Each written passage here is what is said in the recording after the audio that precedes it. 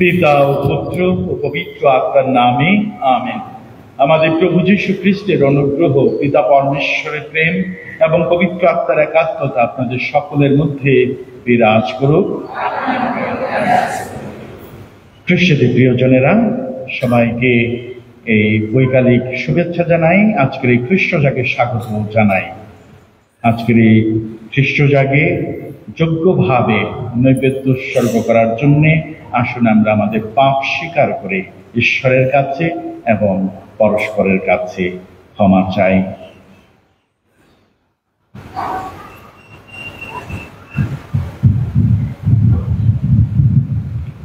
সর্বশক্তিমান ঈশ্বরের কাছে এবং ভাই বোনেরা, তোমাদের কাছে আমি স্বীকার করেছি, আমি চিন্তায়, কথায়, কাজে এবং অবহেলায় অতিশয় পাপ করেছি। আমার অপরাধে, আমার গুরুতর অপরাধে। অতএব নিত্য কুমারী কন্যা মারিয়া, সকল সর্বদূত সকল সাধ্বীগণ এবং ভাই বোনেরা, তোমাদেরকে মিনতি করি, আমাদের প্রভু পরমেশ্বরের কাছে আমার জন্য প্রার্থনা করো। সর্বশক্তিমান ঈশ্বর আমাদের প্রতি সদয় হন, আমাদের পাপ ক্ষমা করুন এবং শাশ্বত জীবনে আমাদের আনয়ন করুন।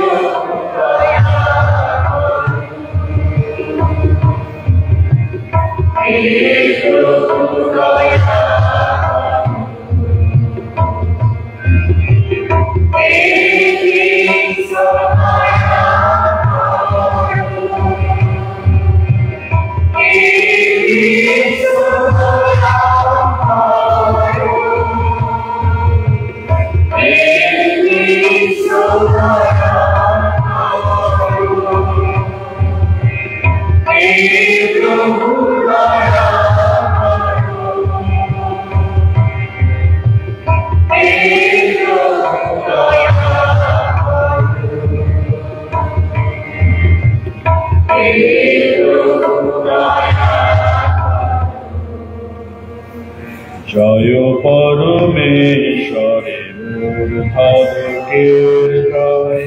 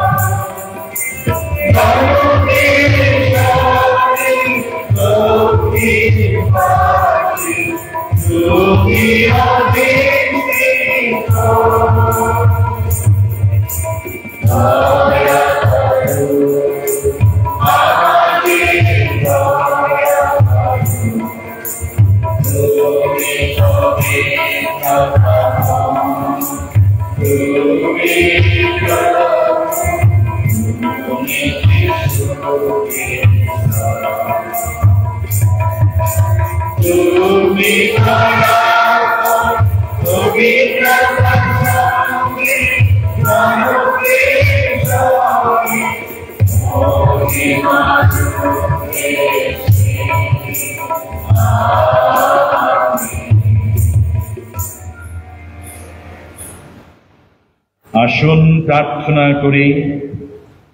হে মানব প্রেমিক পরমেশ্বর, তুমি তোমার একমাত্র পুত্র যিশুকে জগতে প্রেরণ করেছ, যে শান্তি সংসার দিতে পারে না, তিনি যেন সেই শান্তি, তার নিজেরই শান্তি আমাদের দান করেন। আবার তুমি পবিত্র আত্মাকে প্রেরণ করেছ, তিনি যেন আমাদের নিত্য সহায়ক থাকেন। তাই আমরা আজ কৃতজ্ঞ চিত্তে তোমাকে অনুনয় করি, তুমি আমাদের বিচলিত হৃদয় শান্ত করে দাও, সর্বপ্রকার ভয় ভীতি দূর করে দাও। তোমার ভালোবাসার আশ্রয় আমাদের আগলে রাখো, তোমার বাণী পালনে বিশ্বস্ত করে তোলো, আমরা যেন তোমার দেয়া আনন্দ চির উপভোগ করতে পারি।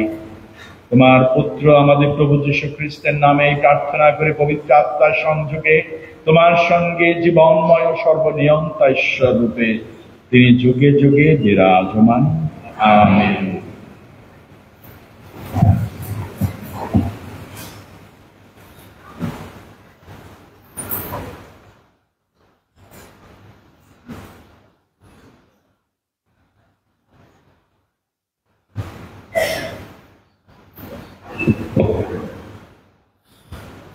শিষ্যচরিত থেকে পাঠ।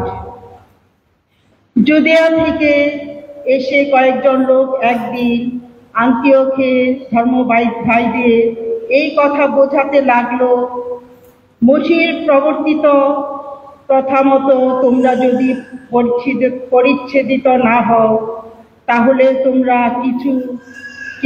কিছুতেই পরিত্রাণ লাভ করতে পারবে না। এই নিয়ে তাদের সঙ্গে পল ও বার্নাবাসের বেশ তীব্র মতভেদ ও তর্ক বিতর্ক হলো।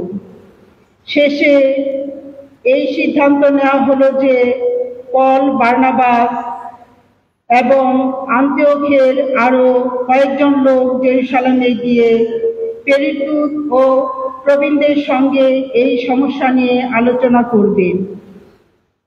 তখন এই বিষয়টি নিয়ে বিবেচনা করার জন্য পেরিতুসেরা ও প্রবীণেরা একটি সভায় সমবেত হলেন। সভার শেষে পেরিতুসেরা ও প্রবীণেরা স্থির করলেন যে নিজেদের মধ্য থেকে কয়েকজনকে বেছে নিয়ে পল ও বার্নাবাসের সঙ্গে তাদের আন্তিওখে পাঠিয়ে দেওয়া হবে। এই সিদ্ধান্তে জেরুসালেমের সমগ্র মণ্ডলীর সম্মতি ছিল। যাদের মনোনীত করা হলো তারা হলেন সেই জুদা, বার্নাবাস নামে যিনি পরিচিত, এবং সিলাস। তারা দুজনে ধর্মভাইদের মধ্যে নেতৃস্থানীয় ব্যক্তি ছিলেন। তাদের হাতে দিয়ে এই পত্র পাঠানো হলো, আন্তিওক, সিরিয়া ও সিলিসিয়ার অধিবাসী বিজাতীয় ধর্মভাইরা, আমরা আপনাদের ধর্মভাই পেরিতুসেরা ও প্রবীণেরা প্রথমেই আপনাদের প্রীতি নমস্কার জানাচ্ছি। আমরা খবর পেয়েছি যে আমাদের কাছে থেকে কোনো নির্দেশ না পেয়েও আমাদের কয়েকজন আপনাদের ওখানে গিয়ে নানা কথা আপনাদের নাকি বিব্রত করে তুলেছে, আপনাদের মনে অশান্তির সৃষ্টি করেছে। সেই জন্যে আমরা সকলে একমত হয়ে স্থির করেছি যে আমাদের প্রভু যীশু খ্রিস্টের নাম প্রচারের জন্য যারা নিজেদের জীবন পণ করেছেন, আমাদের সেই প্রিয়তম বার্নাবাস ও পলের সঙ্গে আমরা মনোনীত কয়েকজনকেও আপনাদের কাছে পাঠিয়ে দেব। তাই আমরা এখন আপনাদের কাছে জুদা ও সিলাসকে পাঠাচ্ছি। এখানে আমরা যা লিখছি এরা নিজেরাই সেই একই কথা আপনাদের সকলকে মুখে জানাবেন। স্বয়ং পবিত্র আত্মা এবং আমরা নিজেরাও স্থির করেছি যে আপনাদের উপর আর কোনো নিয়মের ভার যেন চাপানো না হয়, শুধু এই কয়েকটি অবশ্য পালনীয় নিয়ম ছাড়া। আপনারা দেব মূর্তির কাছে উৎসর্গ করা কোনো খাদ্য যেন গ্রহণ না করবেন না, এবং কোনো রক্ত কিংবা গলা টিপে মারা কোনো পশুর মাংস যেন মুখে দেবেন না। তাছাড়া ব্যভিচার থেকে আপনারা দূরেই থাকবেন। এই সব কিছু সযত্নে এড়িয়ে চললে আপনারা ঠিক কাজই করবেন। আপনাদের মঙ্গল হোক। প্রভুর বাণী। ওগো ঈশ্বর, সকল জাতি করুক তোমার জয়গান, বন্দনা গান। ওগো ঈশ্বর, সকল জাতি করুক তোমার বন্দনা গান। হে ঈশ্বর, কৃপা করে আমাদের আশীষ ধন্য করো। ওগো, আমাদের প্রতি এবার প্রসন্ন হও তুমি। জগতে সকলের যেন তোমার আপন পথ চিনে নিতে পারে, সমস্ত জাতির মানুষেরা জানতে পারে যেন পরিত্রাণ শক্তি তোমার। ওগো ঈশ্বর, সকল জাতি করুক তোমার বন্দনা গান। আহা, উল্লাস করুক, হর্ষধ্বনি করুক সকল জাতির মানুষ। সকল দেশ তুমি তো শাসন করো ন্যায়েরই বিধানে। এই জগতে সকল জাতি, ওগো তুমি যে দিশারি। ওগো ঈশ্বর, হে ঈশ্বর, মানুষ তোমার যেন করে গুণগান দেশে দেশান্তরে। সবাই তোমার যেন করে গুণগান দেশে দেশান্তরে। আহা, ঈশ্বর আমাদের আশীষ ধন্য করুন। পৃথিবীর সুদূর প্রান্তেও সবাই যেন তার প্রতি দেখায় সম্ভ্রম। ওগো ঈশ্বর, সকল জাতি করুক তোমার বন্দনা।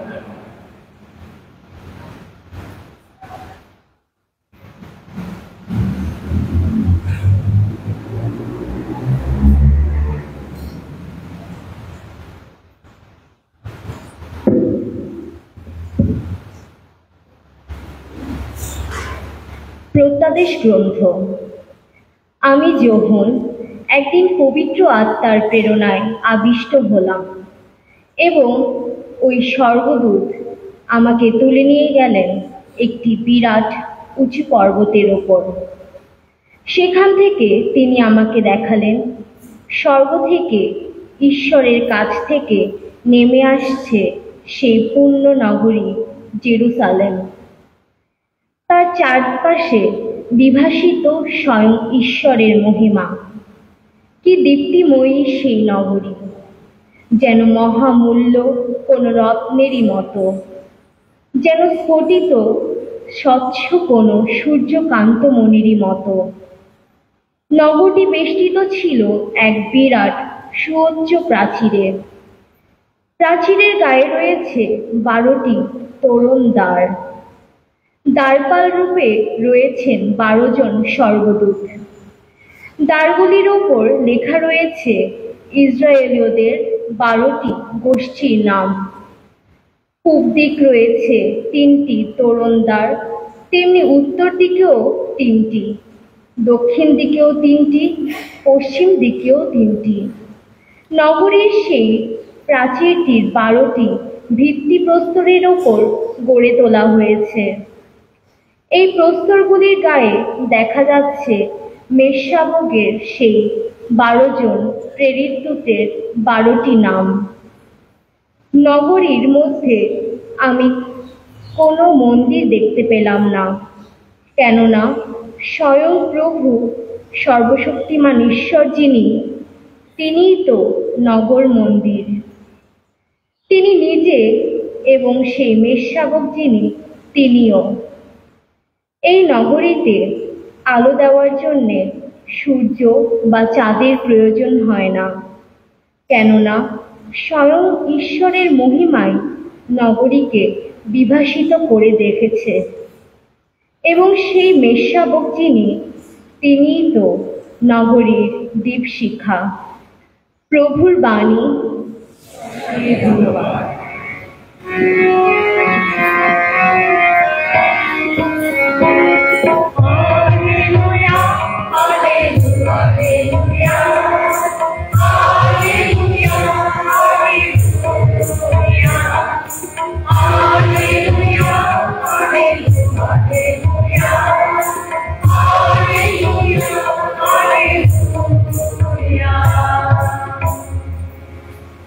কেউ যদি ভালোবাসে আমায়, তাহলে সে মেনে চলবে আমার আদেশ।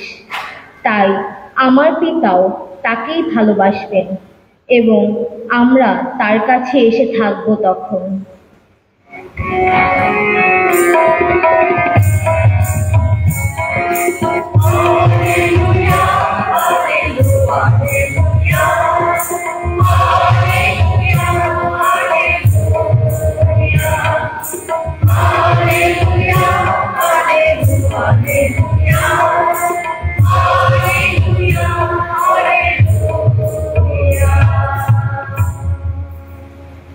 প্রভু আপনাদের সহায় থাকুন। সাধু যোহান অনুসারে পবিত্র মঙ্গল সমাচার থেকে পাঠ। প্রভু তোমার মহিমা।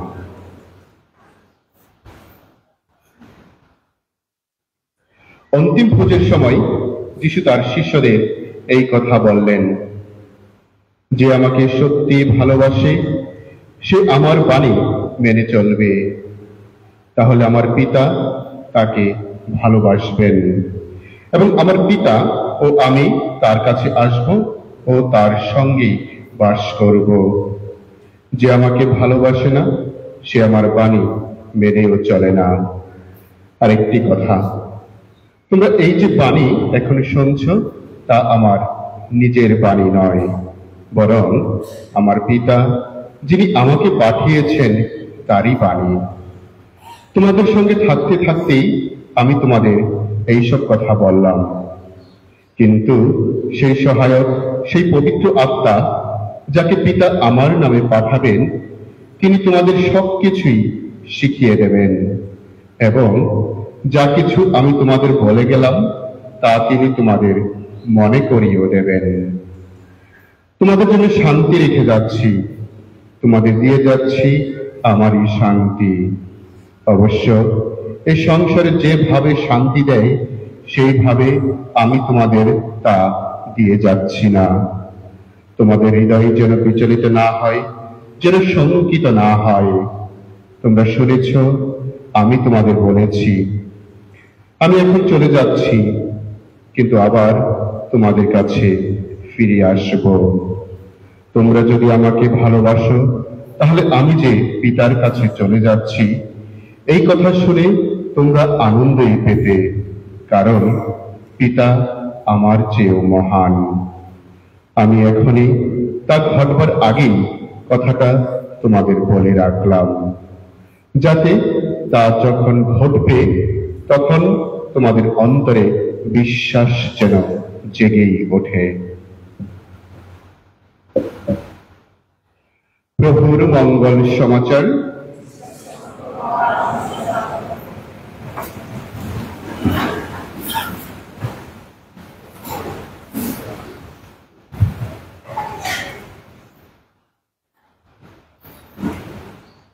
খ্রিস্টে শ্রদ্ধাভাজন এবং প্রিয়জনেরা, মাথা আছে বলেই মাথা ব্যথাও আছে। সমাজ আছে বলেই সমাজে সমস্যা আছে, সংকট আছে। সমস্যাবিহীন জীবন কিংবা সমাজ আমরা কল্পনা করতে পারি না। সমস্যা আছে বলে আবার তার সমাধানও আছে। আমাদের ব্যক্তিক জীবনে, সমাজ জীবনে, পারিবারিক জীবনে, বিশ্বে আমাদের অনেক সমস্যা, হাজারো সমস্যা। কিন্তু এই সমস্ত সমস্যার সমাধানের জন্য বিভিন্ন পথ, বিভিন্ন প্রেসক্রিপশন রয়েছে। আর বাইবেল হলো সকল সমস্যার সমাধান গ্রন্থ, পবিত্র বাণী। বিশ্বাস করেন আর না করেন, এটার মধ্যে রয়েছে জীবনের সকল সমস্যার সমাধান।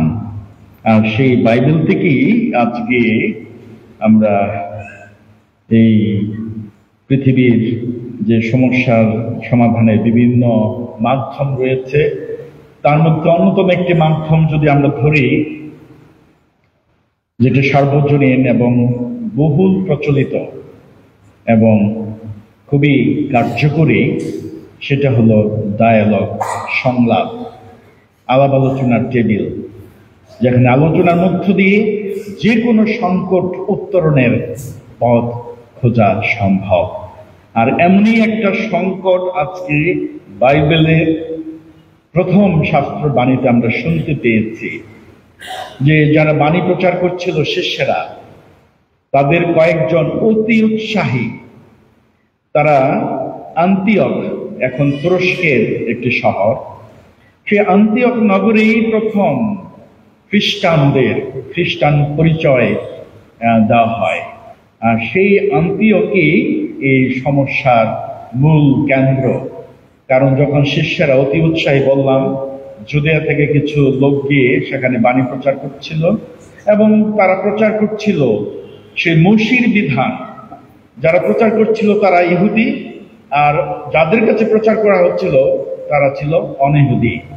তাহলে মসির প্রবর্তিত প্রথা, ত্বকচ্ছেদ কিংবা পরিচ্ছেদন, এটা না করলে, পরিচ্ছেদন না হলে কেউ পরিত্রাণ পাবে না। এইরকম যখন একটা প্রচার তারা করছিল, এটা নিয়ে মহা অসন্তোষ, অশান্তি এবং বিদ্রোহ দেখা দিয়েছে। তখন সেখানে বাণী প্রচারে রত ছিলেন বার্নাবাস এবং পল।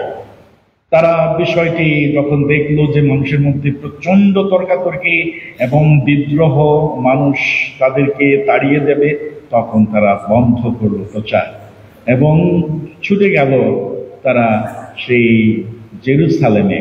সেখানে গিয়ে তারা প্রবীণদের এবং প্রেরিতদেরকে জানালো যে আমরা একটা ভুল করে ফেলেছি, বা আমাদের সঙ্গে যারা আগে গিয়ে প্রচার করছিল তারা ভুল করেছে। কি ভুল? যে তারা আমাদের যে সামাজিক প্রথা সেটা তাদের উপর চাপিয়ে দিয়েছিল এবং সেটা তারা গ্রহণ করেনি, প্রত্যাখ্যান করেছে, এবং এমন একটা পরিস্থিতি সৃষ্টি হয়েছে যে সেখানে আর বাণী প্রচারের মতো জায়গা নেই, এরকম একটা পরিস্থিতি।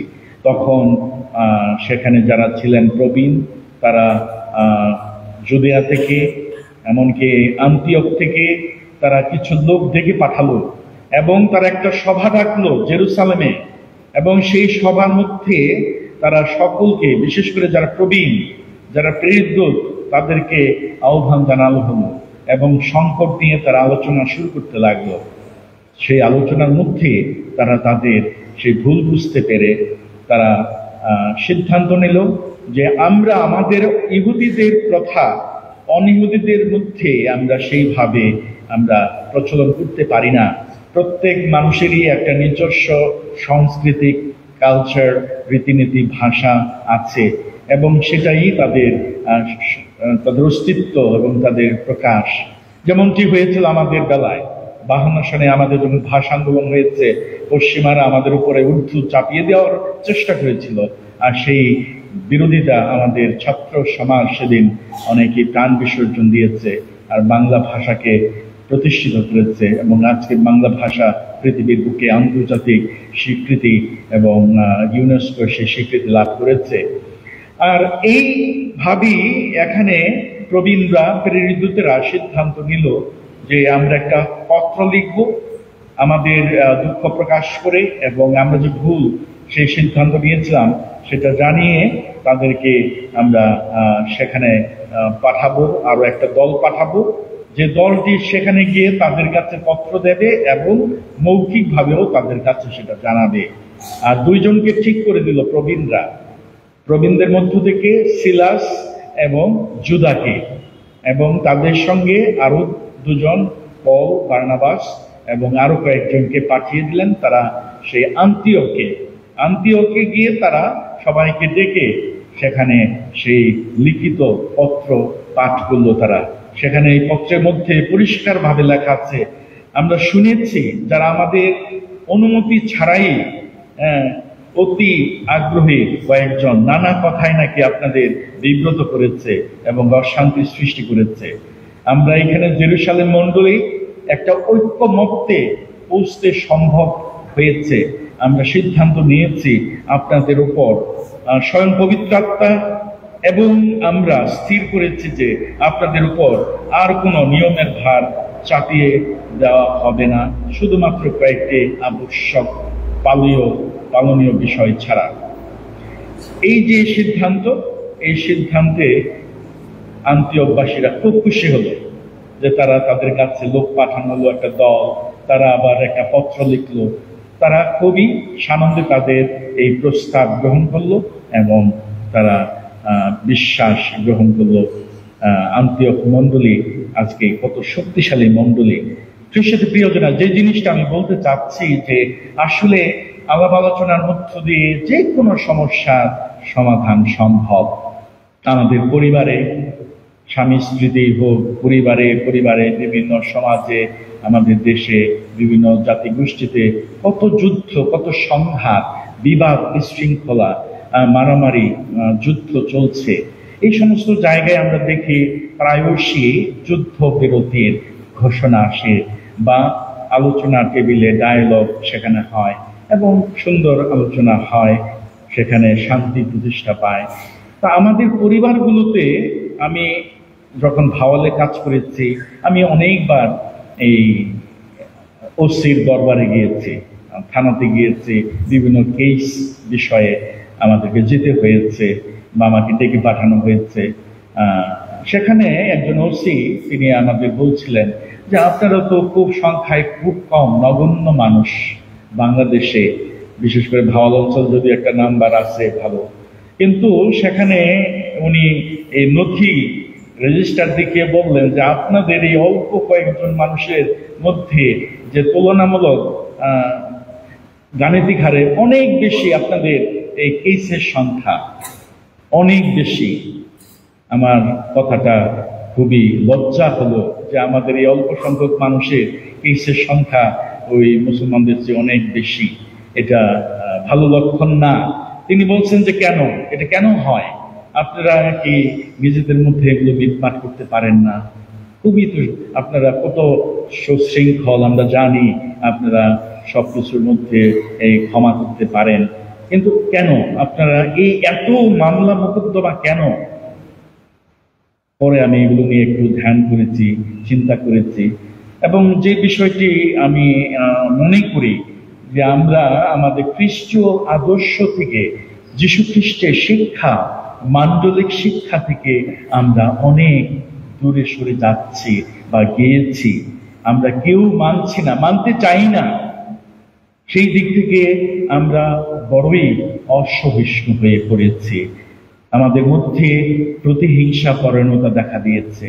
আমরা প্রতিশোধ চাই, আমরা অসন্তুষ্ট বা ধৈর্য ধারণ করতে পারি না। এখন স্বামী স্ত্রীতে একটু ঝগড়া বিবাদ হলেই, সামান্য কথা কাটাকাটি হলেই সেখানে আমরা সহনশীলতার পরিচয় দিচ্ছি না। আমরা ছুটে যাই মৃত্যুর আদালতে মামলা করার জন্য, বিয়ে খারিজ করে দেওয়ার জন্য, আরেকটা বিয়ে করতে পারি কিনা, এরকম চিন্তা যে এই একটাতে সন্তুষ্ট না, শান্তি হলো না, আরেকটা নিয়ে শান্তি পাবে, কোনো গ্যারান্টি নাই। তো এইরকম অনেক অসহিষ্ণুতা আমরা এখন দেখাচ্ছি। আবার অনেকে দেখা যায় দেখে নেব, এই যে মনোভাব যে আমরা দেখে নেব, অর্থবিত্তের দাপট, যাদের টাকা পয়সা আছে, যারা ক্ষমতাবান, যারা ধনী, তাদের কাছে আমরা অনেক সময় কিছু না। গরিব মানুষ, সমাজের গরিব প্রান্তিক জনগোষ্ঠী, তাদের কাছে কিছু না। বিচার আচার চাইলে তাদের বিচার কখনো ন্যায্য হয় না, ন্যায্য বিচার পাওয়া যায় না। আজকাল সামাজিক যে ব্যবস্থা পত্র, আগে অনেক সুন্দর বিচার আচার হতো গ্রামে। আমাদের যারা মুরব্বী, যারা গ্রাম প্রধান, তারা মিলে এই কোনো অদ্ভুত পরিস্থিতি যেখানে মীমাংসা করে দেওয়া, পুনর্মিলন করা, খুব সুন্দরভাবে সেটা করা হতো এবং মানুষ সবাই মেনে নিত। কিন্তু আজকে কেউ মেনে নিতে চায় না। মাতবর মানি না, সমাজ মানি না, আমি আদালত মানি, এবং তাই হচ্ছে। মাতবররা অসহায়, আর মাতবরদের বিচার করবে কি? কারণ তারা পক্ষপাতিত্ব করেন, তারা নিরপেক্ষ না। এক বোতল মদ দিলে বিচার যে দিবে তার পক্ষে, বাস্তবতা। তাহলে আজকে আমরা অনেকেই মাতব্বর গ্রাম প্রধানদের উপর আস্থা রাখতে পারছি না, ভরসা নেই, কারণ সেই জায়গাটা আমরা নষ্ট করে ফেলেছি। আমাদের এই আচরণ, আমাদের ন্যায় বিচার আমরা যেহেতু পাচ্ছি না, সেই ক্ষেত্রে আমাদের মনোভাব ক্ষমা চেয়ে প্রতিহিংসা পরায়ণ হয়ে যাচ্ছে, ভালোবাসার জায়গা যেন কমে যাচ্ছে, সেখানে ঘৃণার পাহাড় দিনে দিনে বাড়ছে। এই সমস্ত ক্ষেত্রে আমাদের বাইবেল কিন্তু পরিষ্কার।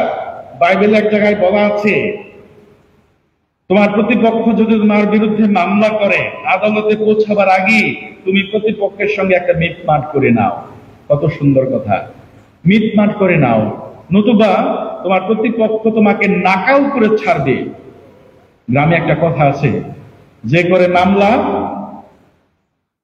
সে খাটে কামলা।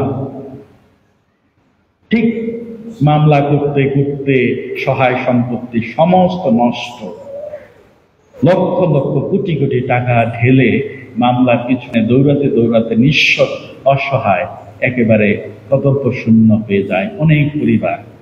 এটা তো অর্থনৈতিক অবস্থা, কিন্তু সেই প্রতিহিংসার জায়গাটা, অশান্তির জায়গাটা আরো বড়, আরো ক্ষতিকর। প্রিয়জনের, আজকে একটা পরামর্শ আমাদেরকে দ্বিতীয় শাস্ত্রবাণী আমাদের দিচ্ছে। দ্বিতীয় শাস্ত্রবাণীতে রেভেলেশন গ্রন্থে বলা হচ্ছে, আমি এমন একটা নগরীর স্বপ্ন দেখছি যে নগরীর আলোর জন্য কোনো সূর্যের বা চাঁদের প্রয়োজন নেই, কেননা স্বয়ং ঈশ্বরের মহিমাই নগরীকে বিভাসিত করে রেখেছে এবং যিশু নিজেই সেই নগরীর দিকশিখা। এটা সুন্দর একটা উপমা যে আমরা যখন যিশুকে আস্থা রাখি, ভরসা রাখি, যখন যিশুর আলোয়, যিশুর শিক্ষায়, যিশুর সেই মঙ্গলবাণীর আলোকে, মূল্যবোধের আলোকে আমরা জীবন পরিচালনা করি, তখন আমরা খুব সহজেই আমাদের মধ্যকার বিবাদ, বিশৃঙ্খলা, ঝগড়া আমরা মিটমাট করতে পারি। আমরা পরস্পরকে ক্ষমা করতে পারি। পরস্পরের জন্য আমাদের সহনশীলতা, আমাদের ধৈর্য, আমাদের মধ্যে মিলন, ভ্রাতৃত্ব আরো শক্তিশালী হয়ে ওঠে যখন আমরা সেই যিশুর মতো করে আলোকিত জীবন যাপন করি। আর আজকে মঙ্গল সমাচার সেই প্রতিধ্বনিত হয়েছে একই কথা, আমি তোমাদের জন্য সহায়ককে দিব, যে সহায়ক তোমাদের বুঝিয়ে দেবেন তোমাদের কি করতে হবে। তাহলে পবিত্র আত্মা হলো আমাদের সেই শক্তি, তিনি আমাদের সেই সবকিছু বুঝিয়ে দেন। অনেক সময় গ্রামে অনেক মানুষ আছে যারা টাউট বাটপার, তারা কি করে, ওই খুশিয়ে খুশিয়ে ভালো মানুষটারে ভিতরে এমন কুবুদ্ধি দিবে যে তুমি মামলা করো, একটা মামলা হেরে গেল, আরেকটা মামলা করো। এইভাবে তারা ওই মানুষটার কাছ থেকে যা আছে, একদিকে উকিল খায়, একদিকে কোর্টে খায়, আরেকদিকে পিছনে টাউট বাট্টা খায়, এবং খেতে খেতে এই মানুষটাকে একেবারে মেরে ফেলে। তো যারা এরকম ষড়যন্ত্রকারী, কুটবুদ্ধি দেয়, তারা তো শয়তান, তারা শয়তানের লোক। আর পবিত্র আত্মা হলো আমাদের ভালো বুদ্ধি দেয়, যারা মানুষদের বলে যে নিজেদের মধ্যে একটা মিটমাট করে নাও, ভালো বুদ্ধি দেয় যারা, তারা তো পবিত্র আত্মার লোক, পবিত্র আত্মা। তাহলে এখানে আমরা কি শয়তানের কথা শুনবো নাকি পবিত্র আত্মার কথা শুনবো? যিশুর সময়ে সেই 2025 বছর আগে যদি এই আন্তিওকের মানুষ, জুদেয়ার মানুষগুলো, তারা যদি এই সমস্যার সমাধান করতে পারে আলোচনার টেবিলে, আমরা কেন পারি না? এই যুগে, ডিজিটাল যুগে, যেখানে আমরা বলি সভ্য জগতে, এই সময়ে আমরা নিজেদের মধ্যে কেন মিলন, ভ্রাতৃত্ব করতে পারি না? আমরা কি পরস্পরের মধ্যে সেই ন্যায্য বিচার করতে পারি না? এই প্রশ্ন রেখে আজকে আসুন আমরা প্রার্থনা করি যেন যিশু আমাদের সেই শক্তি, সাহস, জ্ঞান, প্রজ্ঞা দান করেন।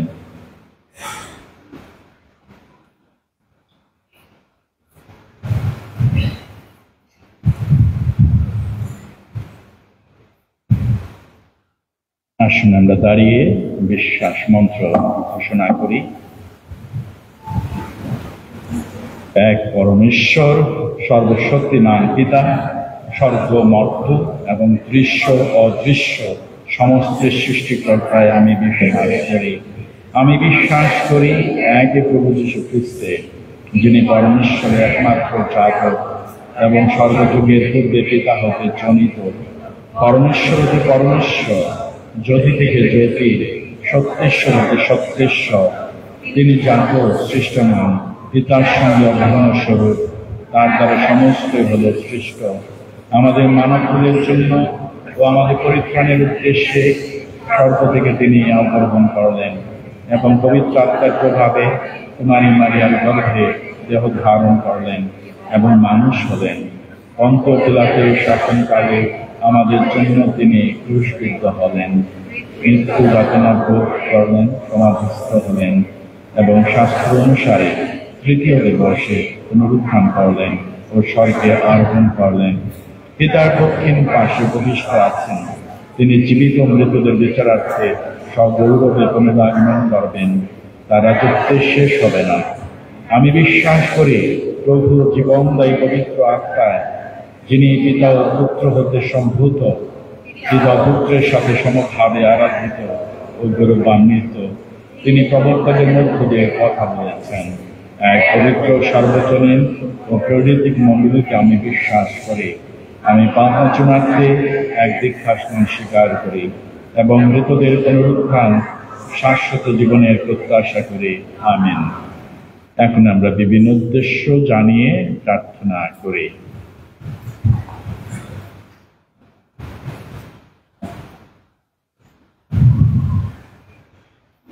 আমরা প্রার্থনা করি দেশে বিদেশে যেখানে যুদ্ধ, হানাহানি, বিভিন্ন রকমের অশান্তি বিরাজ করছে, পবিত্র আত্মার শক্তি এবং শান্তি যেন সেখানে প্রতিষ্ঠিত হয়। আসুন এই উদ্দেশ্যে প্রভুর কাছে প্রার্থনা করি।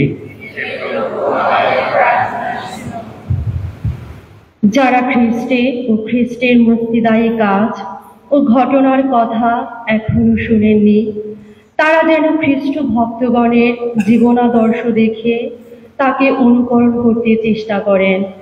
আসুন আমরা এই উদ্দেশ্যে প্রভুর কাছে প্রার্থনা করি। যারা খ্রিস্টে বিশ্বাসী ও দীক্ষিত অথচ তাদের চালচলনে, কথাবার্তায়, আচার ব্যবহারে ও বিভিন্ন সম্পর্কে খ্রিস্টের আদর্শ জীবনকে ফুটিয়ে তুলতে চেষ্টা করে না, তারা যেন সর্বদা খ্রিস্টের পবিত্র আত্মায় পরিচালিত হয়। আসুন আমরা এই উদ্দেশ্যে প্রভুর কাছে প্রার্থনা করি। যারা প্রতিকূল পরিবেশে পড়ে শিক্ষা দীক্ষার আলো না পেয়ে নিজেদের মনুষ্যরূপে গড়ে তুলতে পারছে না, তারা যেন শিক্ষিত সমাজের লোকদের সহায়তায় একটা উজ্জ্বল ভবিষ্যৎ গড়ে তোলার নির্দেশ পায়। আসুন আমরা এই উদ্দেশ্যে প্রভুর কাছে প্রার্থনা করি। আমাদের ব্যক্তিগত প্রার্থনা আমরা নীরবে ঈশ্বরের কাছে তুলে ধরি।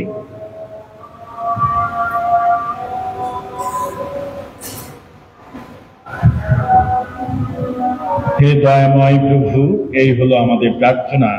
আমাদের প্রার্থনা সকল তুমি গ্রহণ করো এবং পূর্ণ করো। এই প্রার্থনা করেই আমাদের প্রভু যীশু খ্রিস্টের নামে, আমেন। গান সংখ্যা 138, 138।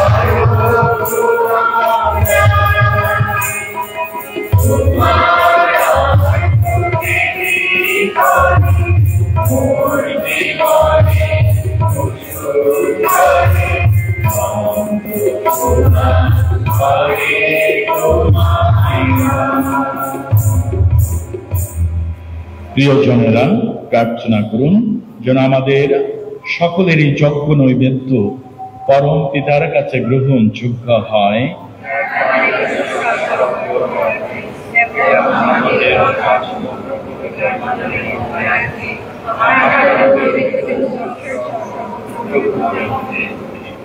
হে প্রাণনাথ, তোমার পানে ধাবিত হোক আমাদের যজ্ঞ নৈবেদ্যের সৌরভ, আমাদের প্রার্থনা ধূপের সুবাস।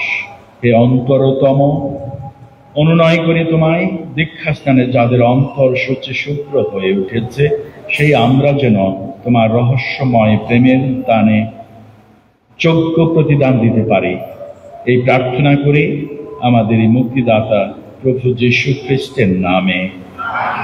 প্রভু আপনাদের সহায় থাকুন, আপনাদের হৃদয় উত্তোলন করুন। আসুন আমাদের ঈশ্বর প্রভুর ধন্যবাদ করি। হে প্রভু, সর্বকালে বিশেষত এই পুণ্যতম উৎসবকালে সবিশেষ প্রশংসার চিত্তে তোমার নাম ঘোষণা করা সত্যই বিহিত ও ন্যায্য, সমীচীন, কল্যাণকর। কেননা আমাদের নিস্তার মেষ খ্রিস্ট বলীকৃত হয়েছেন, ধ্বংস হয়েছে পুরাতন জীর্ণতা, প্রত্যাখ্যিত সমস্তই হয়েছে নবীকৃত, এবং খ্রিস্টে আমাদের জন্য জীবনের পূর্ণতা হয়েছে পুনঃস্থাপিত। অতএব বিশ্বজগত সর্বমানব নিস্তার উৎসবের অবারিত আনন্দে উল্লসিত, এবং ঊর্ধ্বলোকে শক্তিবৃন্দ ও দূতগণের পরাক্রম সমূহ তোমার প্রশংসার জয়গানে নিত্য নন্দিত।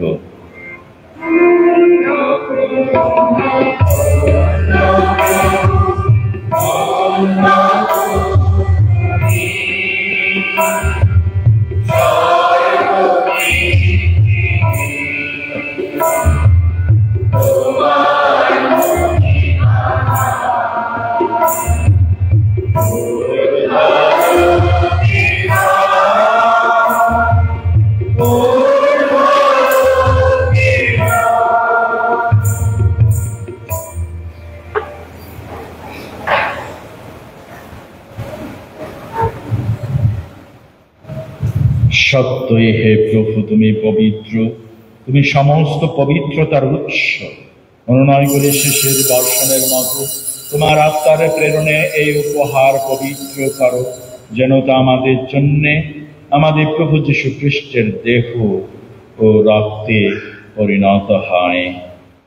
মৃত্যু যাতনায় স্বেচ্ছায় সমর্পিত হওয়ার ক্ষণে তিনি রুটি হাতে নিলেন এবং ধন্যবাদ জানিয়ে তা ভাঙলেন এবং শিষ্যদের দিয়ে বললেন, নাও, এ থেকে খাও সকলে, কেননা এ আমার দেহ যা তোমাদের জন্য সমর্পিত হবে।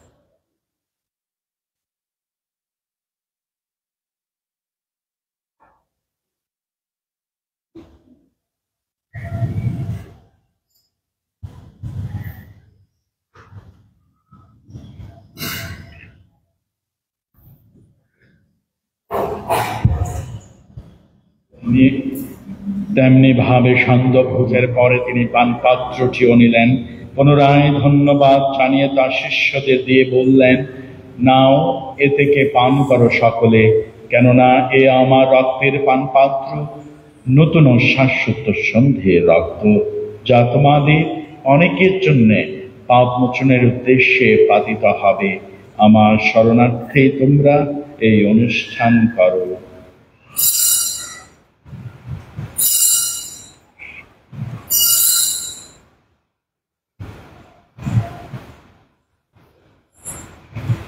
এসো বিশ্বাসের রহস্য ঘোষণা করি।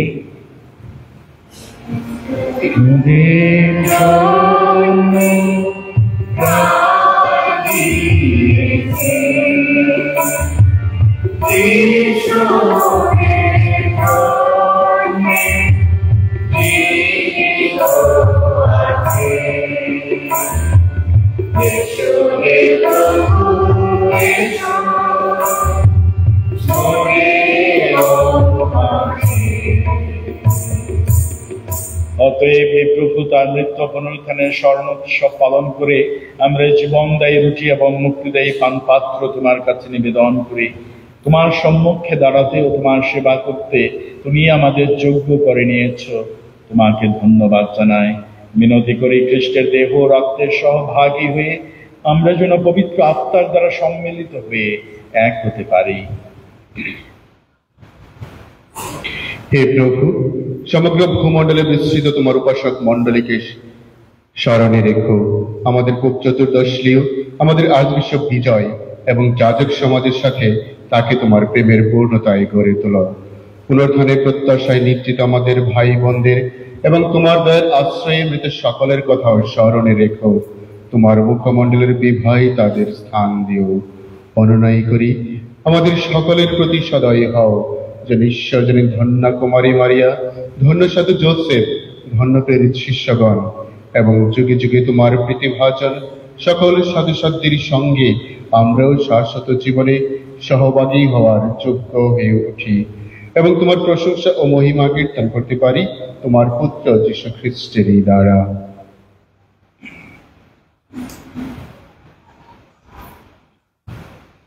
তার দ্বারা, তার সঙ্গে, তারই মধ্যে পবিত্র আত্মার সংযোগে হে সর্বশক্তিমান পিতা পরমেশ্বর,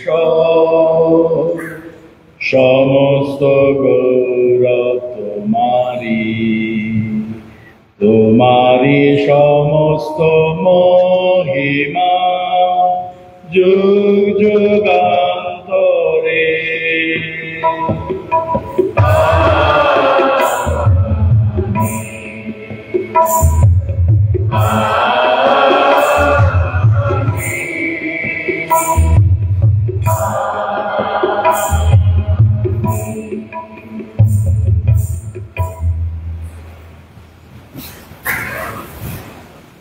প্রভু যে প্রার্থনা আমাদের শিখিয়েছেন, সেই প্রার্থনায় আমরা তাকে ডাকি, হে আমাদের সর্বস্থিত, তোমার নাম পূজিত হোক, তোমার রাজ্য প্রতিষ্ঠা হোক, তোমার ইচ্ছা যেমন স্বর্গে তেমনি মর্ত্য পূর্ণ হোক।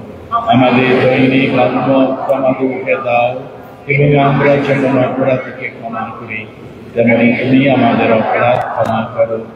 আর আমাদের প্রলোভনে পরিচয় দিও না, কিন্তু অনর্থ হতে রক্ষা করো। হে প্রভু, অনুনয় করি সকল অনর্থ হতে আমাদের রক্ষা করো। প্রসন্ন হয়ে প্রত্যহ আমাদের শান্তি প্রদান করো, যেন তোমার করুণার উপর নির্ভর করে আমরা পাপ থেকে সর্বদা মুক্ত এবং সমস্ত সংকট থেকে নিরাপদে থাকি। আমরা রয়েছে সেই পূর্ণ আশায় এবং আমাদের মুক্তিদাতা যীশু খ্রিস্টের আগমনের প্রতীক্ষায়।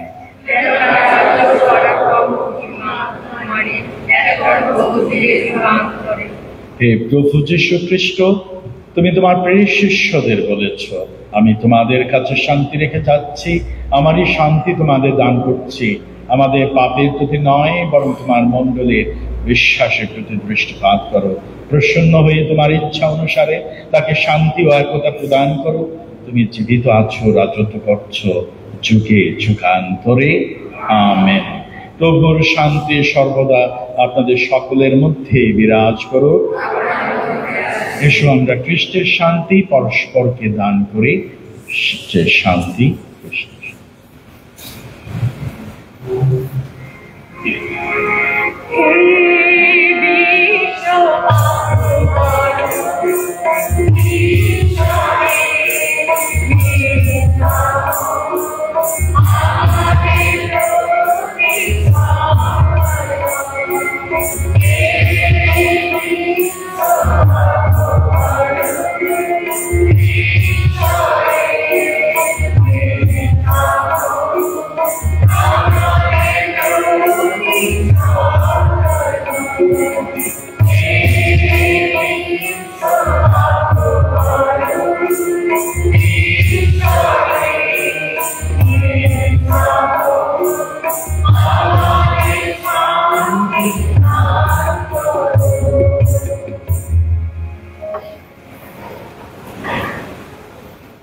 এই দেখো ঈশ্বরের মেয়ে শাবক, দেখো যিনি বিশ্ব পাপহার।